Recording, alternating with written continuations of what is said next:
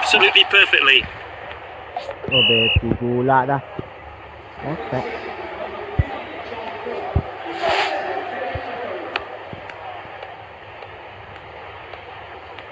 Passed well. Well, we did really well there. Lagi. He did well to win the ball back. He did well to win the ball back. Saya cakap lagi kelas. Is this the moment? And there it is. Yeah, menang 3-2. Isap rokok sebatang lu. Oh, we need to see What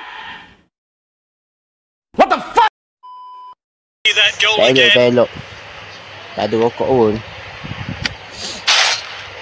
Nak jadi pemain bola, tak perlu isap rokok. Perlu badan yang sihat kalau nak main bola.